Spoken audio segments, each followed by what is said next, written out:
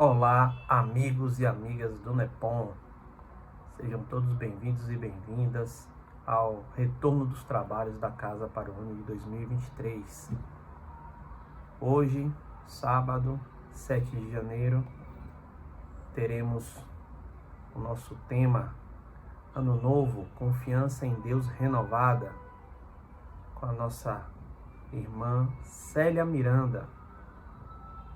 Para iniciar os trabalhos, vamos fazer a leitura de um trecho do Evangelho segundo o Espiritismo. Vamos ler do capítulo 1, Não Vim Revogar a Lei, o item 3, Cristo. Jesus não veio anular a lei, isto é, a lei de Deus. Veio cumpri-la, desenvolvê-la, dar-lhe o seu verdadeiro sentido e apropriá-la ao grau de adiantamento dos homens. Eis porque encontramos nessa lei o princípio dos deveres para com Deus e para com o próximo, que constitui a base de sua doutrina. Quanto às leis gerais de Moisés, Jesus, pelo contrário, as modificou profundamente, no fundo e na forma, combatendo constantemente o abuso das práticas exteriores e das falsas interpretações. Não podia imprimir-lhes mais radical reforma do que reduzindo-as a estes termos: amai a Deus sobre todas as coisas e ao próximo como a vós mesmos, acrescentando: nisso é que se resumem a lei e os profetas. Por essas palavras, até que o céu e a terra passem, nenhum i ou um tio jamais passará da lei, até que tudo se cumpra. Jesus quis dizer que era necessário que a lei de Deus fosse praticada sobre toda a terra, em toda a sua pureza, com todos os seus desenvolvimentos e todas as suas consequências. Pois, de que serviria estabelecer essa lei se ela tivesse de ficar como privilégio de alguns homens, ou mesmo de um só povo? Todos os homens, sendo filhos de Deus, são sem distinções objetos da mesma solicitude. Vamos agradecer ao nosso Deus, Pai amado. Agradecemos nossa vida, a nossa encarnação aqui, o que estamos vivendo, aprendendo. Agradecemos o alimento diário, Senhor. Agradecemos o teto, essa casa para morar, família, os amigos. E agradecemos esse momento de aprendizado, de reflexão. Guie-nos para que possamos compreender, aprender, desenvolver um pouco mais, adquirir mais conhecimentos nesta tarde. Muito grato, Senhor, por tudo que o Senhor tem nos dado, hoje e sempre, e que assim seja. Boa palestra a todos. Prezados irmãos do Nepom, é uma alegria muito grande voltar ao convívio de vocês, mesmo que de forma virtual. Estamos no 7º dia de um novo ciclo, o ciclo do ano 23, do século 21. E nesse momento em que este ciclo se inicia, prezados irmãos, a pergunta é: já estamos praticando aquele exercício que Santo Agostinho nos ensina tão bem lá no Evangelho segundo o Espiritismo, quando ele nos diz que é fundamental que antes de entrarmos no desdobramento do sono, possamos fazer uma revista de todos os nossos procedimentos do dia. Então, peguemos essa mesma questão de Santo Agostinho e façamos uma revista do ciclo anterior, o ciclo que findou. Nos 12 meses anteriores, o que fizemos? Se tivemos um planejamento, o que foi possível cumprir? Desse planejamento, o que foi cumprido e que deve ser continuado? E o que não foi, por que não foi? São perguntas que aparentemente são simples, mas não são, porque fazem parte de um planejamento do Espírito. Sabemos que estamos na terra, mas dela não fazemos parte, a ela não pertencemos. Então, o convite de Santo Agostinho não é para que criemos em nós a autopunição pelas falhas que cometemos, porque no momento em que formos fazer essa revista, encontraremos as respostas em nossa consciência.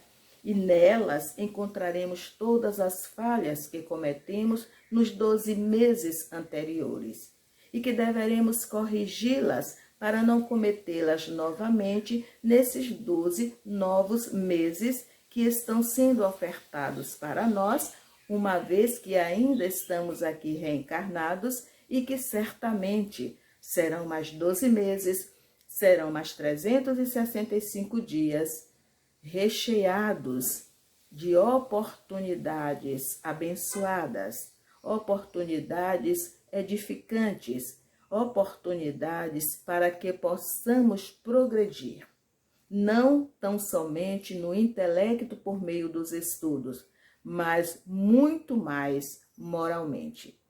O tema da noite de hoje é bastante convidativo para nós, porque ele fala de um ano novo, convida para refletir um ano novo, onde a nossa confiança em Deus, a nossa fé, deverá estar mais fortalecida, deverá estar renovada. E é sobre esse estar fortalecido e esse estar renovado diante de Deus, confiando em Deus, que nós vamos iniciar essa nossa conversação. Nós escolhemos iniciar com o Evangelho mesmo, segundo o Espiritismo, já lá no capítulo 1, onde está clara a mensagem. Jesus diz: eu não vim destruir a lei, eu vim fazer cumprir a lei. E aí temos aqueles itens que vai falar sobre Moisés, até chegar naquele item que fala sobre a nova era. Mas para nós espíritas, essa nova era não começa agora e não começou recentemente. A nova era já começou há muitos séculos atrás. Quem já leu o livro Boa Nova, ditado pelo espírito Humberto de Campos, ao nosso amado Francisco Cândido Xavier, encontra ali ensinamentos primorosos e incontestes de que a nova era já começou há muito tempo e vem a era da codificação, vem a terceira revelação, vem esse Consolador maravilhoso para nos ensinar de que forma deveremos nos conduzir para que a nossa fé, a nossa confiança em Deus esteja cada vez mais fortalecida, de tal forma que possamos promover no outro, a partir de nós mesmos, como exemplo, as melhorias morais, o nosso progresso moral. Então, dentro desse mesmo Evangelho, nós fomos lá para o capítulo de número 5 e estudamos o capítulo número 5, cujo título é Bem-aventurados os aflitos. E dentro desse título, nós escolhemos 3 subtemas de fundamental importância. O primeiro, que está no item 4, que vai nos chamar a atenção para as causas, para as aflições atuais. Já lá no item 12, nós vamos falar sobre os motivos de resignação. E escolhemos ainda dentro do mesmo capítulo 5, o item 19, para trazer a necessidade do mal e o remédio também para nós. Então, observemos que dentro do próprio Evangelho segundo o Espiritismo, nós temos o norte de como deveremos proceder nesse novo ciclo, não, mas a cada ciclo de oportunidade que Deus nos oferece. Porque, afinal de contas, quando resolvemos abraçar a doutrina espírita, quando nos tornamos espíritas, nós resolvemos também estudar. E quanto mais estudamos, mais procuramos compreender esses ensinamentos, vamos nos dando conta do quanto fizemos de erros contra nós. Porque é uma ilusão do espírito ainda acreditar e creditar na possibilidade de fazer mal ao seu próximo. Não nos cabe mais tal pensamento. Nos cabe agora aprender a caminhar de forma tal que a correção ela seja efetivamente producente para nós, que nos promova moralmente diante daquele que com seu poder acima de tudo e de todos nos ama incondicionalmente, assim como nós somos.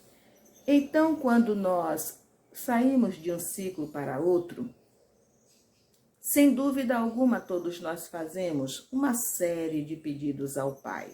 Nós pedimos saúde, nós pedimos confiança fortalecida, nós pedimos prosperidade, nós pedimos tolerância com o outro, nós pedimos que nos auxilie para sermos indulgentes, para sermos mais solidários, mais fraternos.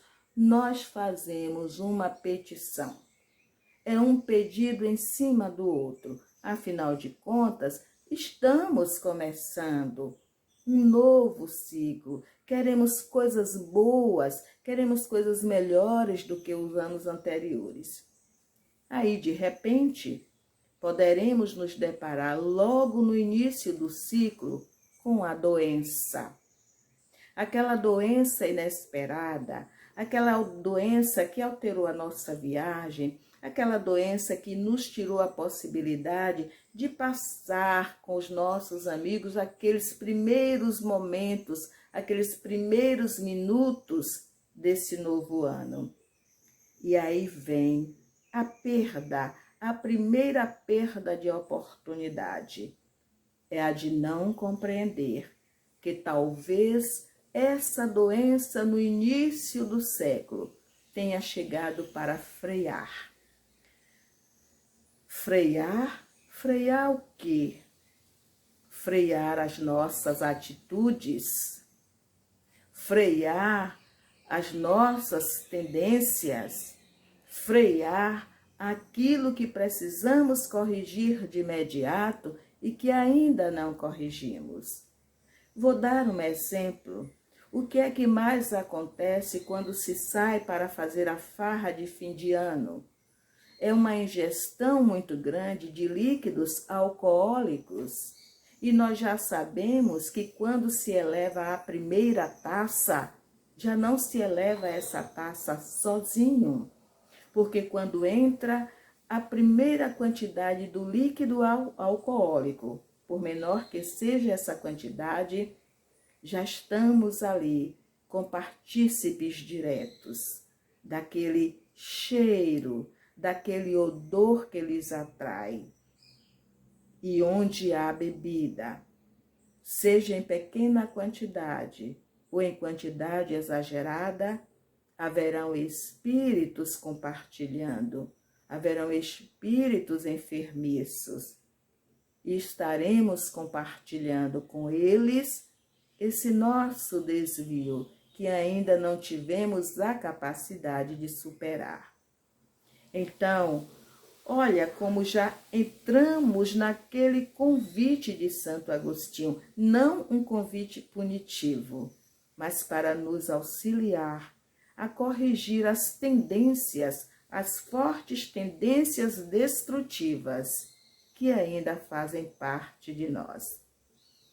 E vamos, mais tarde, viver uma outra situação, viver uma outra experiência, e poderemos dizer assim: mas Senhor, eu te pedi tanto no início do ano, eu te pedi proteção, eu te pedi saúde, eu te pedi prosperidade, mas não lembro, Senhor, de ter te pedido problemas.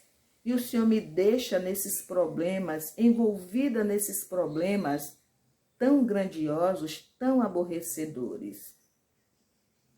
Quando pensamos assim, é sinal de que não aprendemos que todas as dores atuais, todos os sofrimentos e aborrecimentos atuais, seja no ciclo anterior, seja no ciclo que iniciamos, e estamos somente no início, mas até findar, teremos dores, teremos sofrimentos, teremos aborrecimentos.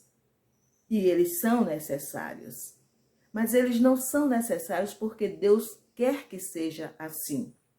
Eles são necessários porque serão sempre oportunidades amorosas para corrigirmos as falhas. Porque quando falamos de pretérito, é preciso lembrar que existe um pretérito do passado, mas existe também o pretérito do presente. Então, por vezes, as nossas dores, as nossas aflições do momento foram construídas agora.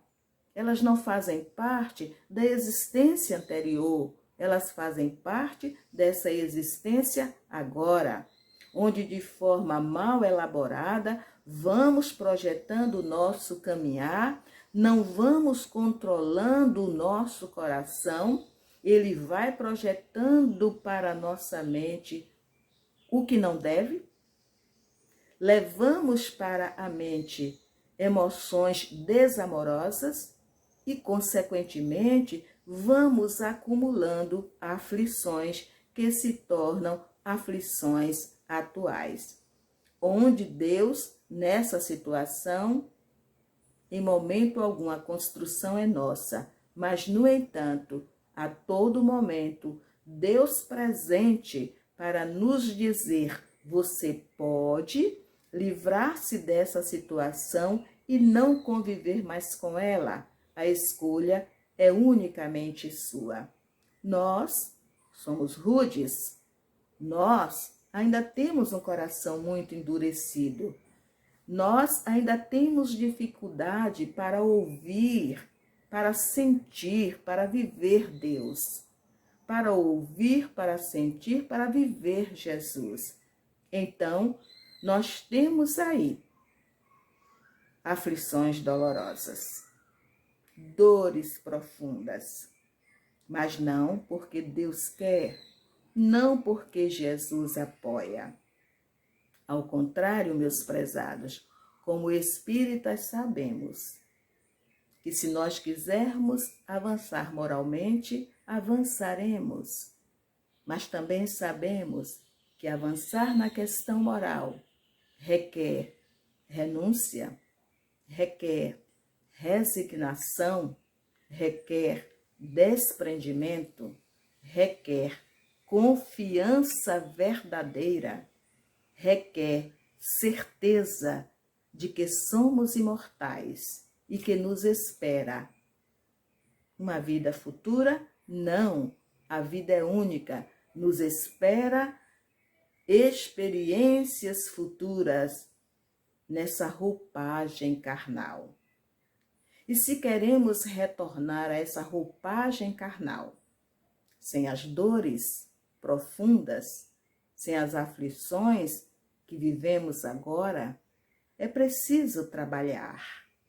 Não basta dizer assim: Senhor, eu quero trabalhar na vossa vinha. É preciso demonstrar que se está preparando, que se está buscando.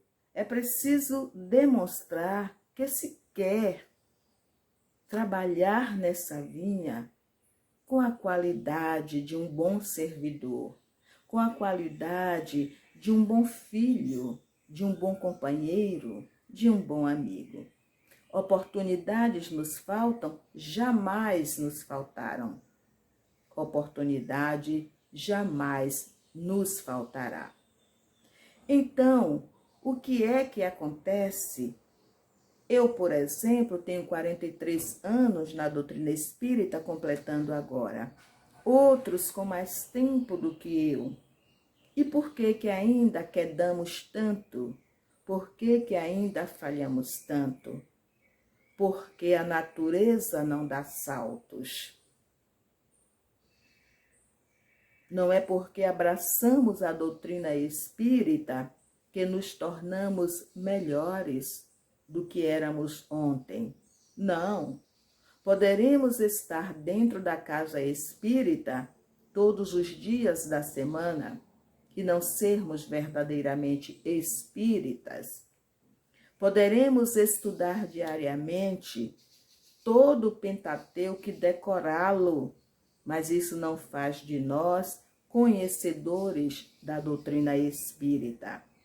Até porque o movimento cresce a cada dia no modismo, e a codificação não é modismo, a codificação não é ritual, a codificação não são as oferendas, a codificação não são as mistificações, a codificação não faz parte desse sincretismo que ainda é muito forte dentro de nós. Então, o que nos falta é realmente dar aquele mergulho dentro de nós, um mergulho profundo, porque o raso até já temos condição de fazer e fazemos, mas aquele mergulho profundo, onde iremos dar de cara com os nossos monstros escondidos e extirpá-los de dentro de nós, esse mergulho ainda temos uma dificuldade imensa, porque é o encontro com essa realidade do que somos, é o encontro com essa realidade do que ainda somos capazes de fazer contra nós mesmos, atentando contra o outro. E na maioria das vezes, prezados, esquecendo o que Jesus nos disse. Erramos, pecamos por pensamentos, palavras e ações. E Jesus, quando nos disse isso, ele estava nos dizendo: ainda que suas mãos não façam, ainda que seus pés não corram para agredir, ainda que sua boca não se abra para escarnecer contra o seu próximo, o seu pensamento lhe fará pecar. E não são raras as vezes, não são raros os minutos em que pecamos, em que falhamos com nós mesmos, quando estamos projetando pensamentos maledicentes contra o nosso próximo. Ah, mas isso não acontece com quem está na doutrina espírita. Isso acontece em outras religiões. Isso acontece na doutrina espírita. Porque não somos ainda espíritos puros. Não somos espíritos superiores. Precisamos nos encarar como espíritos que carregam uma inferioridade muito grande, e a comprovação dessa inferioridade são esses obstáculos que precisamos encarar ano após ano, e com muito trabalho, com muito esforço, com muita dedicação, com muito boa vontade, vencer cada um deles, para que somente assim possamos de fato nos sentir capacitados, como aqueles que agora sentem-se fortalecidos para trilhar o caminho da luz, conscienciosos do que faz, do que pensa, do que diz, do que realiza nesse grande universo, somando com as forças do bem para que ele seja melhor, para que essa nossa casa, a Terra, que ao mesmo tempo é a nossa grande escola, se torne cada vez melhor. No segundo item que nós escolhemos, motivos de resignação. Tudo isso que falei anteriormente, as dores, os sofrimentos, Vamos pensar aqui agora juntos num conjunto de obstáculos em nossa existência. Projetamos, não dá certo. Damos 2 passos, temos que frear. Pensamos que vamos realizar, nos deparamos com a escuridão. Quando sentimos algo na mão, como conquista, inexplicavelmente se esvai. Perdemos e voltamos ao início, lutando para conquistar. Aí digamos que alcancemos o objetivo, conquistemos tudo aquilo que foi desejado. E de repente, não a perda, literalmente perda, mas a doença do parente, a doença do pai, a doença da mãe, a doença do filho, ou outra situação qualquer que tire-nos do eixo de toda aquela projeção feita anteriormente. É fácil resignar-se diante de Deus para aceitar o desafio que está sendo colocado à frente.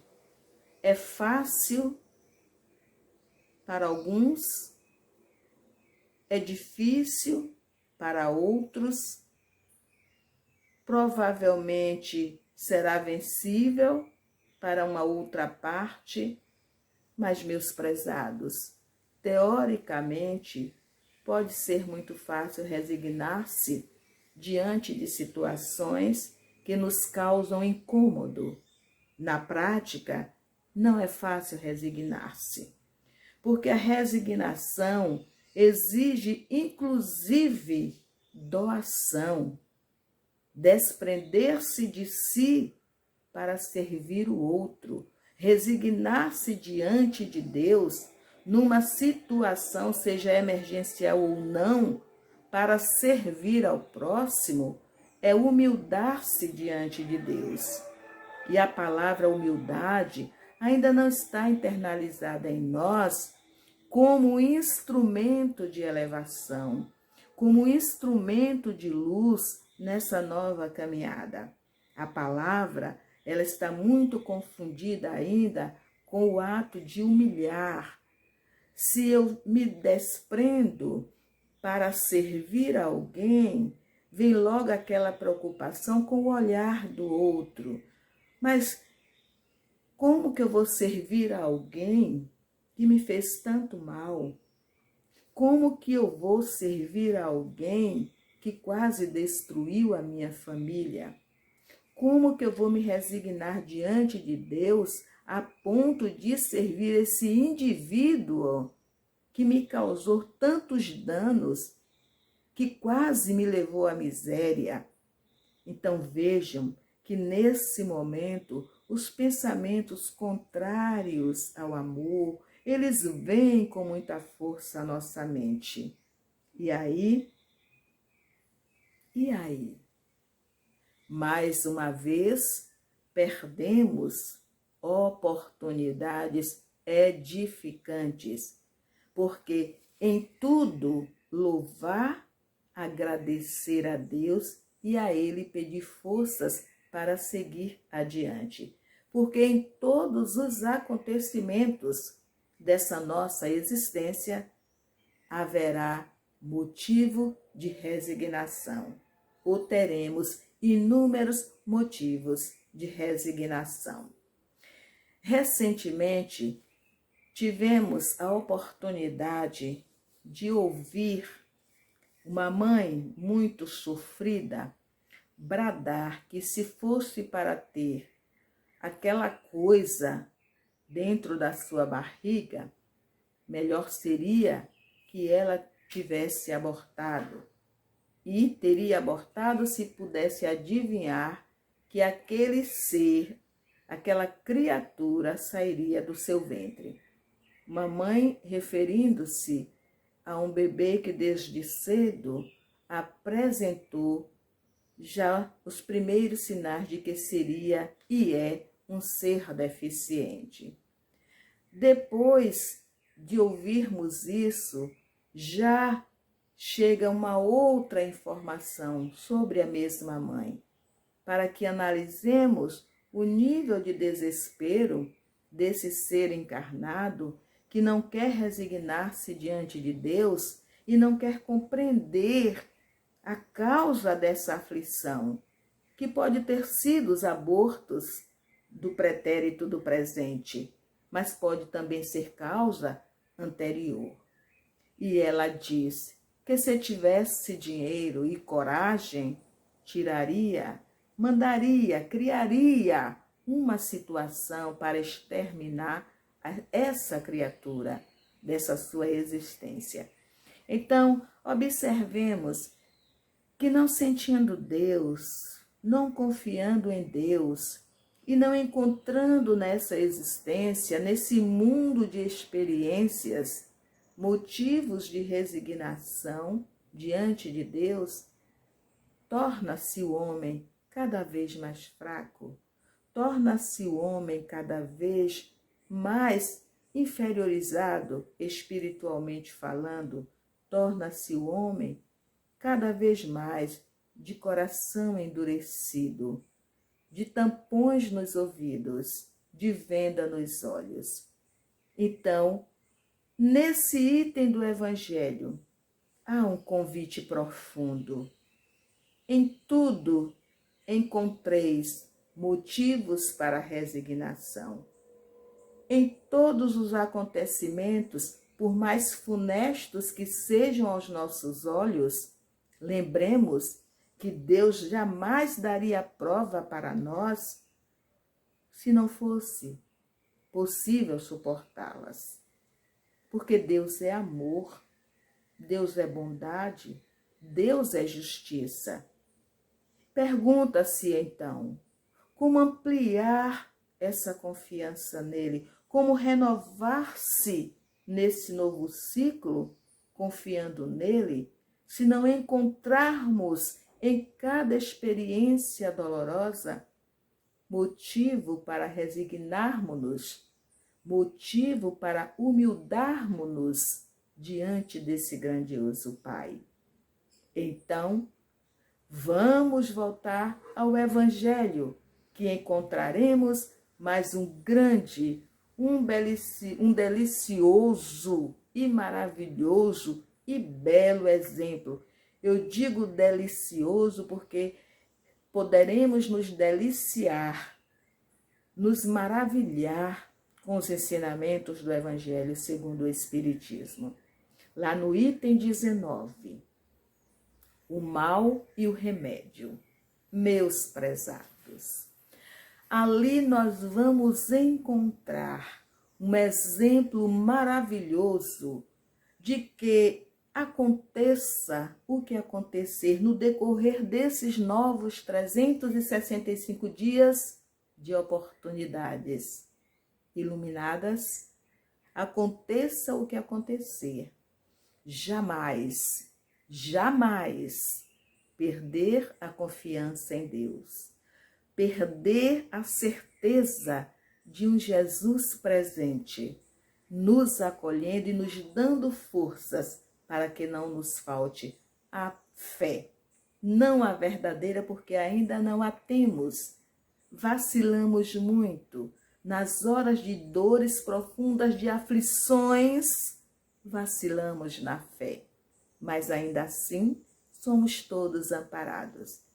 E na lição, no item 19, a lição que chega para nós, ela é fantástica, porque vai nos mostrar que um irmão nosso, quando aqui esteve, na sua época, ele conheceu todas as alegrias do mundo. Ele viveu na opulência, ele teve tudo,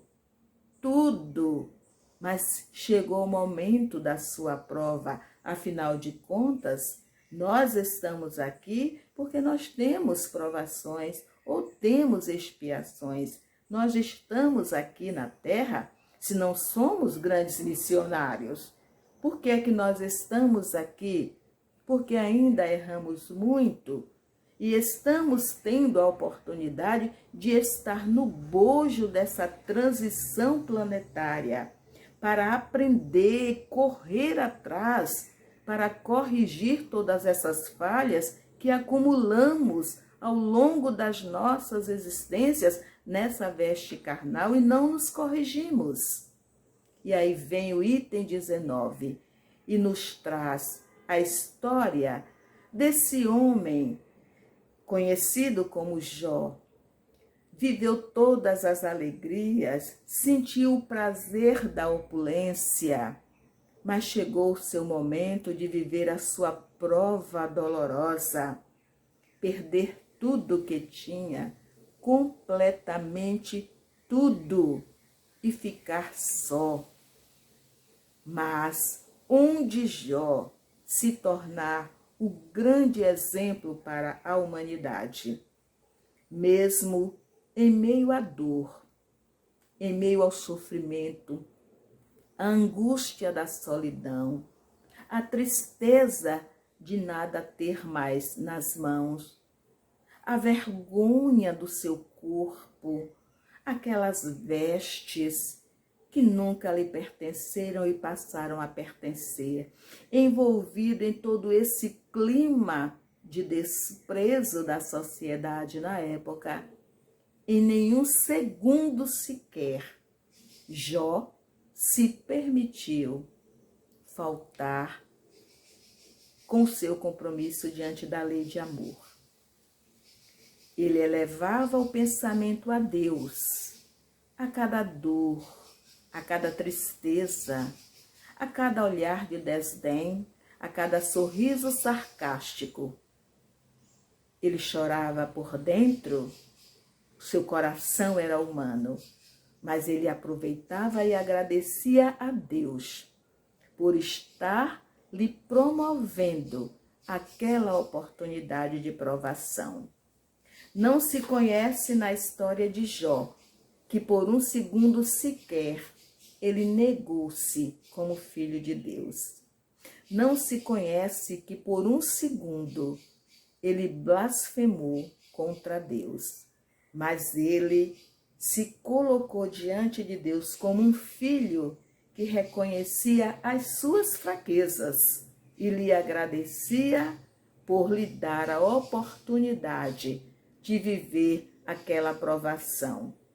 E quando ele se joga no monturo, porque acreditava que tinha chegado o seu momento, no monturo ele eleva o pensamento a Deus e diz: meu Pai, tu me destes tudo e tu me tiraste.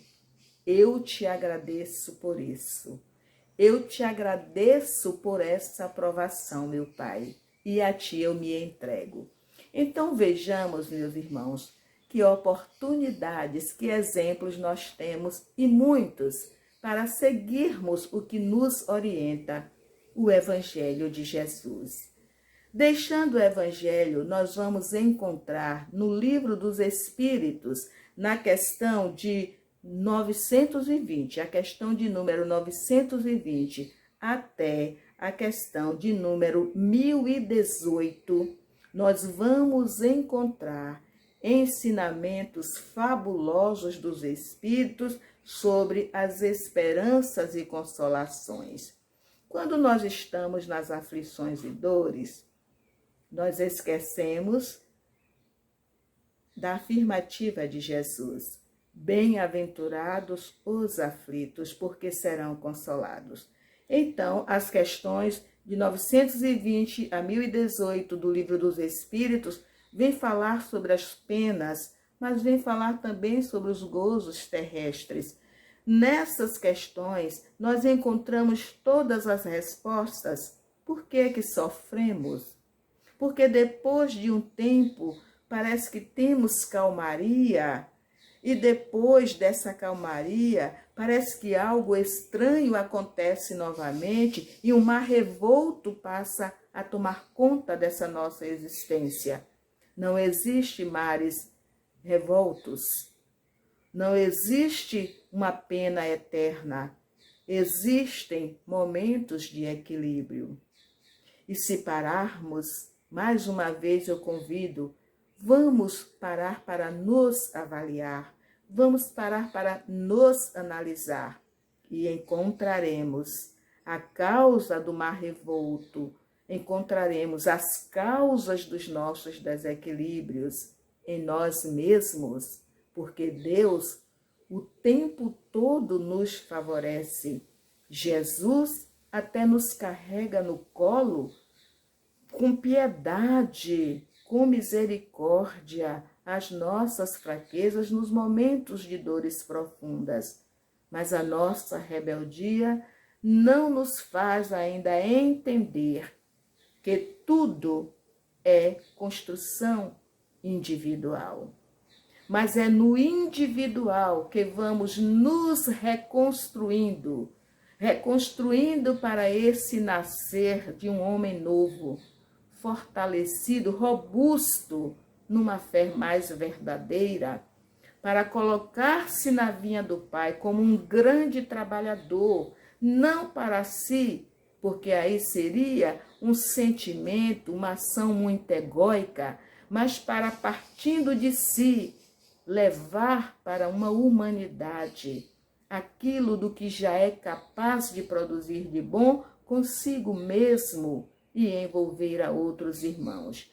Então, o tema que nos coube nesta noite, o tema ou fim de tarde, não importa, mas o tema que nos coube falar hoje é um grande convite a uma reflexão profunda de como de fato queremos construir esses novos 365 dias.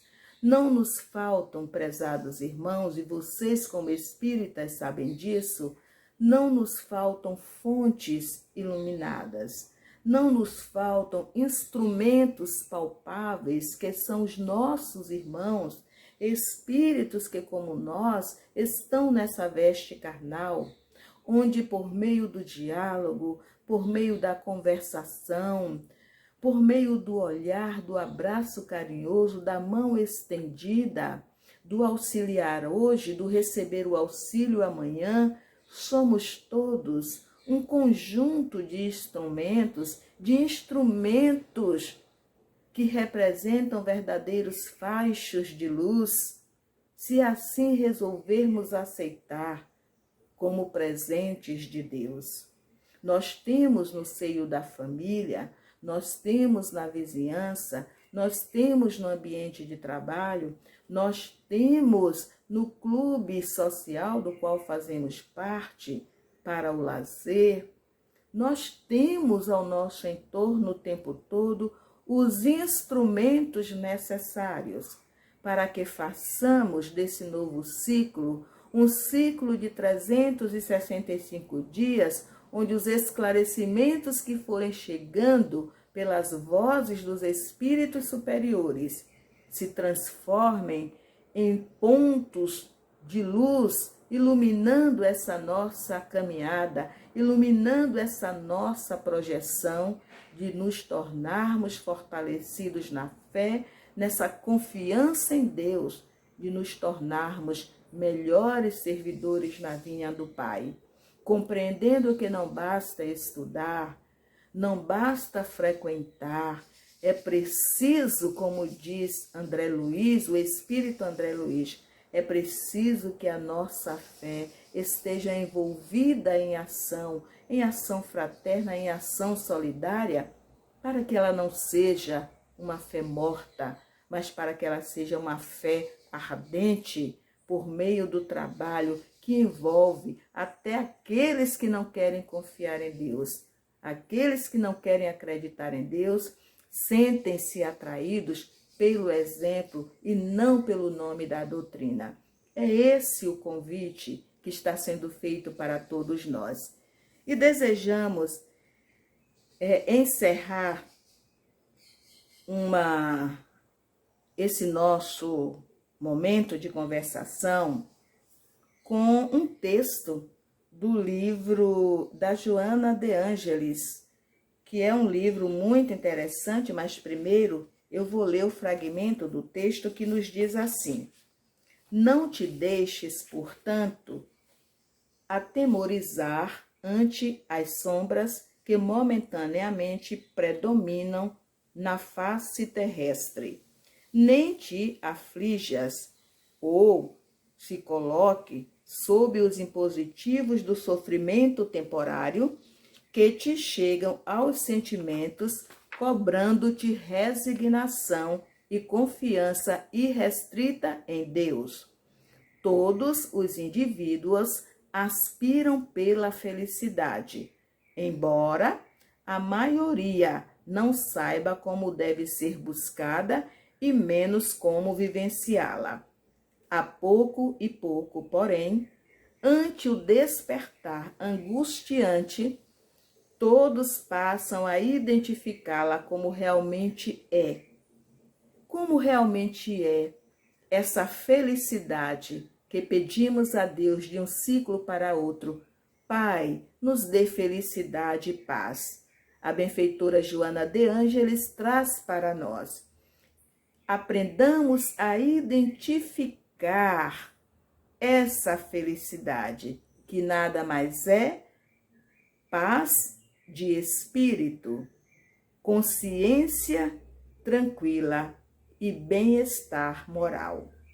Desse modo, sê tu aquele que oferece ao mundo aturdido destes dias a demonstração plena da paz que conquistaste com inteligência e entrega moral, tonificado pela coragem e pela fé. Não poderíamos encerrar essa conversa sem trazer para todos nós esse maravilhoso, esse perfumado fragmento do texto da benfeitora Joana de Ângeles, que tem como título Paz no Natal e está no livro Luz do Alvorecer. Prezados irmãos, prezadas irmãs, com muita alegria, nós vamos agora nos despedir dessa pequenina conversa que está sendo encerrada aqui, deixando mais um pequenino lembrete. Jesus nos convida lá no livro Jesus no Lar. É um livro que amo.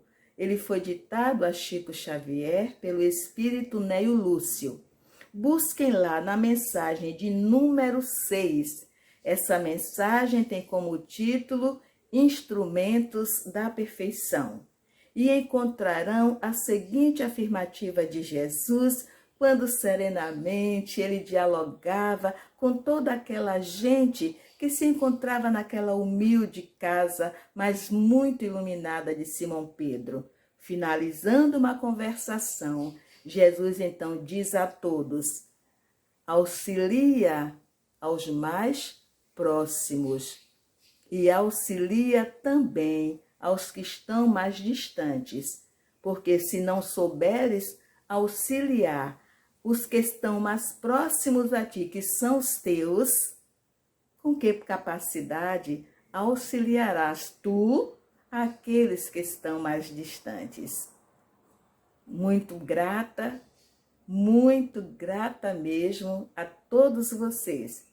A você, minha irmã, que trouxe esse convite para nós, para esse trabalho maravilhoso, e grata a todos vocês que pararam para nos ouvir nessa pequenina conversa. Findamos então, finalmente, com: sejamos felizes, tendo consciência tranquila, construindo a paz dentro de nós, trabalhando com muita confiança no Criador.